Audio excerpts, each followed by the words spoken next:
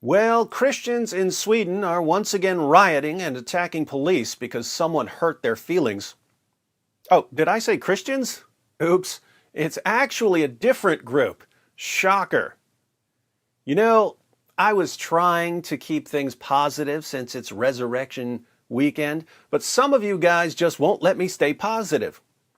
I'll tell you what, we'll read about the latest Ramadan Quran riots in Sweden, and then, instead of me making fun of anyone, I'm actually going to try to help people who riot over criticism, because this is the weekend we celebrate Jesus' death and resurrection. Or, in a certain other religion, the weekend when Allah tricked everyone into believing that Jesus died and rose from the dead. Reuters reports, violent riots erupted in the central Swedish city of Orebro on Friday as counter-protesters attacked police ahead of a planned right-wing extremist demonstration. Police said on its website that 4 police cars had been set on fire and at least 4 police officers and 1 private individual had been injured as protesters threw stones and large groups attacked police cordons and tore down riot fences. That's strange. Not one word about who these people were who were rioting.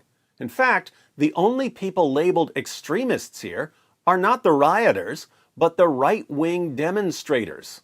Who are these rioters? I don't know.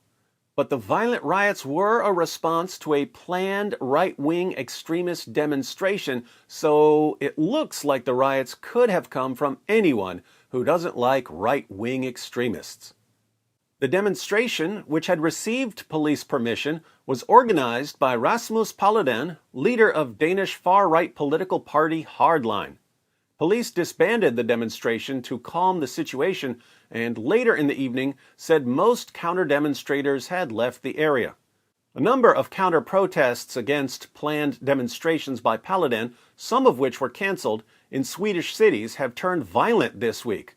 Really? During Ramadan? Swedish news agency TT said violence erupted in the Stockholm suburb of Rinkeby after Paludan earlier on Friday set fire there to a copy of the Quran. Oh, the far-right extremists were burning copies of the Quran, and people who are upset about the Quran being burned rioted and attacked police and burned vehicles. Police said some of the officers taken to hospital had, among other things, suspected arm fractures. My goodness, multiple police officers were attacked, and I have to be Sherlock Holmes to figure out who attacked them because Reuters won't identify them? That's modern journalism for you. If we go outside the West, of course, we get some more details in the reporting. Here's the headline from Op India, for instance. Rioters chant Allahu Akbar, torch vehicles, attack cops after anti-immigration activist burns copy of Quran in Sweden. What we know so far. Notice, that actually gives you all the important details in the headline. Now, I said that instead of making fun of anyone, I'm going to try to help instead. Here goes. Let me talk directly to the rioters and to the people who are cheering on the rioters. When someone from an anti-immigration party shows up to your area during Ramadan and burns a Quran, what do you think he's trying to do? What do you think he's trying to accomplish by coming to your area during Ramadan and burning a Quran? Think. You can get this. What is he doing? He's trying to get a violent riot out of you, right? Why is he trying to get a violent riot out of you? Because he knows that there are lots of people in Sweden who will look at that interaction and say, well, we don't approve of burning the Quran, but it is a legal demonstration. The rioters, however, are attacking police officers and burning vehicles. That's far worse. He's trying to show future voters that your group can't handle protected legal speech and therefore that you don't belong in Sweden. If he can convince enough people that Muslim immigrants don't belong in Sweden, what happens? Laws change.